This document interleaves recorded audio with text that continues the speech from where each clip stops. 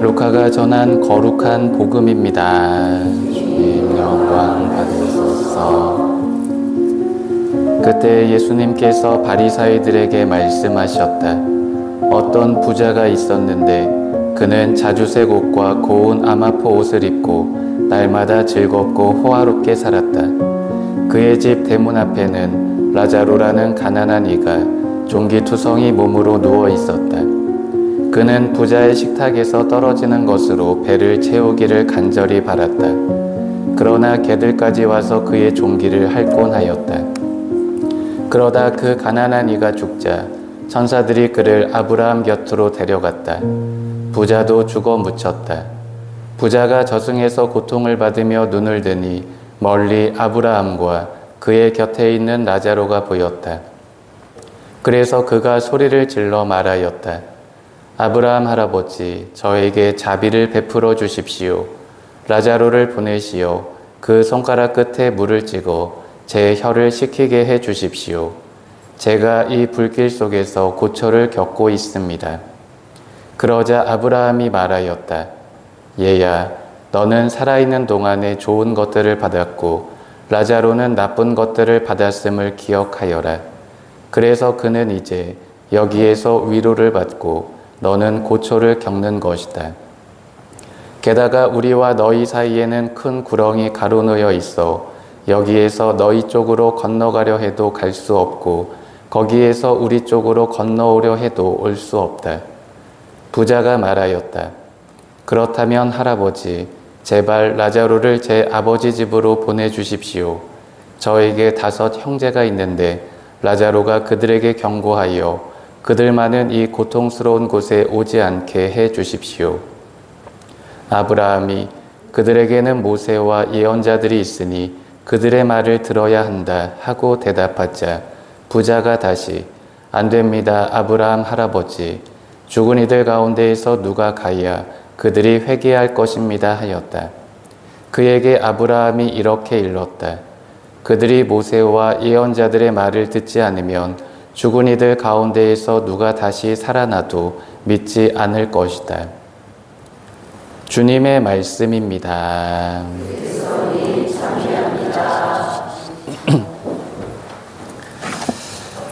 삼위 예수님,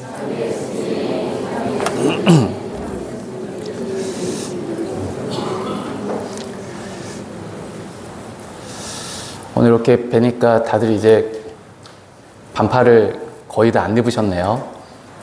약간 이제 좀 싸늘해지셨죠? 이제 조금 날씨가 시원해지는 것 같은데, 제가 신기하게 성당 들어올 때까지만 해도 목소리 상태가 너무 좋아가지고 오늘 컨디션 최고다라고 생각했는데 왜 이렇게 목소리가 갑자기 팍 가라앉는지 모르겠어요. 뭐 이런 날도 있긴 하겠지만, 그죠? 하여간 또 이렇게 선선한 바람 부는 또 가을인 만큼 좀 더 시원해졌으면 좋겠고, 또 이제 추석 때는 다들 놀러 가시죠? 안 가세요? 왜 안 가세요? 어디 가셔야 되는 거 아니에요? 한가해 할 때 가시려고? 그러시구나. 저도 갈 데가 없어요. 갈 데가 없어갖고 그냥 조용히 좀 쉬어야겠다 또 이렇게 생각을 하고 있는데, 하여간 또 추석 때 또 이제 얼마 남지 않았는데 즐거운 또 명절 가족들과 잘 보내셨으면 좋을 것 같습니다. 사실 오늘을 복음을 이렇게 읽어보면서 저는 그런 생각을 하게 됐는데, 제가 30대 초반이었을 때 어떤 초등학생 한 명이 저를 인터뷰하겠다고 찾아온 적이 있어요. 그래갖고 왜 신부님을 인터뷰를 왜 해야 돼? 그랬더니 학교 숙제래요. 그리고 자기가 궁금한 사람을 찾아가서 질문을 해서 대답을 받아오는 게 학교 방학 숙제래요. 그러면서 저한테 와갖고 인터뷰를 하겠다고 왔어요. 그래서 이 친구가 물어본 게 뭐 신부님은 왜 되셨어요? 뭐 이런 질문들 있잖아요. 혼자 사니까 어떠세요? 뭐 결혼 못한 기분은 어때요? 뭐 이런 거 있잖아요. 뭐 그런 거부터 시작해서 아무튼 별의별 걸 다 질문을 하는데, 마지막에 이 친구가 했던 질문이 저는 아직도 제 가슴에 이렇게 좀 담고 있는 질문이 하나 있어요. 뭐냐면, 신부님 되고 제일 후회되는 게 뭐예요? 라고 저한테 질문을 했었거든요. 근데 그때만 해도 저도 이제 너무 젊은 나이기도 했고 그냥 사는 게 너무 재밌다고만 느껴서 그런지, 글쎄 신부님이 아직까지는 후회되는 게 별로 없는 것 같은데 나중에 좀 더 살아봤을 때, 좀 더 나이가 들었을 때 후회되는 게 있으면 그때 얘기해 줄게 라고 이렇게 대답을 한 적이 있습니다. 물론 그 이후로 못 만나고 있죠. 못 만나고 있는데, 근데 항상 그 질문이 제 마음속에서는 조금 이렇게 맴돌던 질문이었어요. 가장 후회되는 게 뭘까? 내가 삶을 살면서 제일 후회할 수밖에 없는 게 뭘까?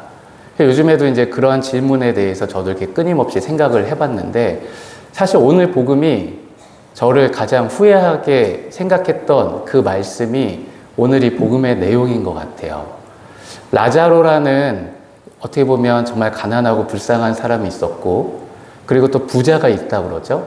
근데 이제 둘 다 죽었는데, 라자로는 아브라함과 함께 좋은 것들을 누리고, 부자는 굉장히 큰 고통을 당하게 됩니다. 그 이유가 어디에 있었을까 생각을 해보면, 물론 어렵고 불쌍한 사람을 돕지 않았던, 그래서 나누지 않았던 부자의 잘못도 있겠지만, 제가 생각할 때는 오늘 복음에 이런 말씀이 나와요. 그의 집 대문 앞에는 라자로라는 가난한 이가 종기투성이 몸으로 누워 있었다. 그의 집 대문 앞에.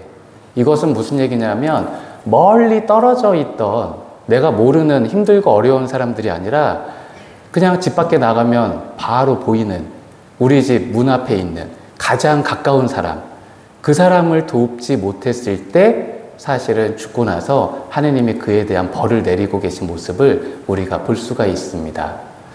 사실 여러분들 제일 많이 다투는 사람이 누구라고 생각하세요? 제일 미운 사람이 누구라고 생각하세요? 사실 나랑 가장 가까운 사람 아닌가요?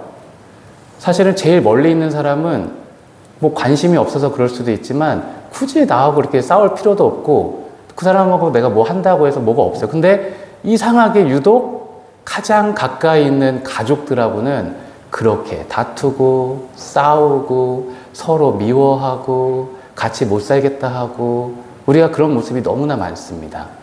어디 멀리 봉사하러 가서 막 설거지하고 거기 뭐 치워주고 막 봉사 열심히 해요. 근데 집에 와갖고는 어떻게 해요? 나 힘들게 봉사하고 왔으니 설거지 네가 해. 난 못해. 네가 해. 싫어. 내가 왜 해야 돼? 하면서 오히려 싸우고 있는 사람들이 가족인 것들을 우리가 너무나 많이 발견을 합니다. 하필이면 오늘 복음에 왜 이 라자로는 그 부잣집 대문 앞에 있었을까 생각을 해보면 하느님께서 원하시는 것은 멀리 있는 사람들에게 봉사하고 희생하라고 하신 것이 아니라 나와 가장 가까운 이들, 정말 가족들, 가장 가까운 이웃들, 가장 가까운 직장 동료들, 가장 가까운 신앙인들, 그 사람들에게 내가 먼저 봉사하고 희생하지 못한다면 사실은 멀리 있는 사람에게 한다는 것은 뭔가 조금은 이상한 이야기밖에 될 수가 없다는 것이죠. 그리고 아무리 멀리 있는 사람에게 잘한다 한들 가장 가까이 있는 이들에게 제대로 대하지 못한다면 오히려 그것도 뭔가 조금은 이상할 수밖에 없는 거죠. 그래서 항상 그 친구가 얘기했던 거, 시부님이 되고 제일 후회스러운 게 뭐예요? 라고 얘기했을 때 갑자기 그 생각이 들었어요. 제가 거의 1년에 한 번, 잘하면 한 번 부모님하고 식사하는 것 같아요. 진짜로. 바쁘다는 이유, 좀 집에 가야 될 것 같은 뭐 병자성사 생겼죠. 뭐 하면 또 어디 가야지 하다 보면 부모님 뵐 시간이 별로 없어요. 그러면서도 제가 스스로 막 합리화를 시켜요.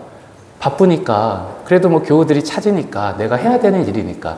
근데 이러다가 어느덧 저도 40대 막판에 이르고 부모님도 벌써 70이라는 나이가 넘어가고 계신 모습을 문득 보면서 내가 그동안 뭐하고 살았던 건가 이런 생각을 할 때가 있었어요.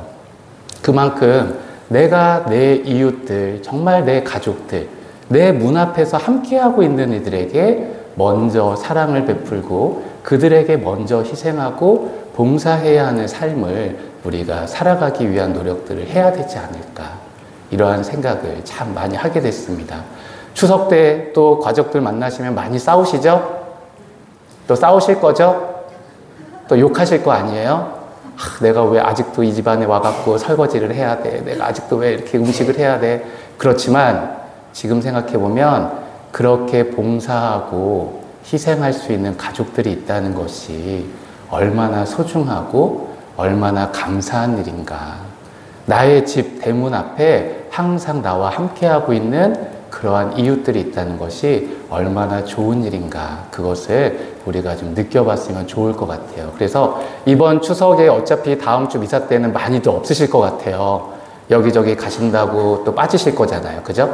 여기 가서 빠지시고 저기 가서 빠지시고 이제 그 다음 주쯤 되면 이제 고해소 앞에 이제 사람들이 줄을 많이 서 계시겠죠? 하지만 이번 추석만큼은 가족들과 싸우지 않기, 그리고 가족의 소중함을 다시 한번 느끼기. 저도 이번 추석만큼은 집에 한번 꼭 들리기. 이렇게 우리 서로 한번 약속해 봤으면 좋겠어요. 괜찮으시죠? 네, 그래서 혹시라도 고해서 들어오셔가지고 가족과 싸웠습니다 라고 얘기하시면 보석을 주님에게도 5번을 드릴 거니까 네, 절대 싸우지 마시고 하여간 행복한 명절 또 잘 맞이할 수 있도록 또 나와 함께하고 있는 이 가족들의 소중함 우리가 다시 한번 느낄 수 있도록 주님께 기도해 갈 수 있는 오늘 하루가 되셨으면 좋겠습니다.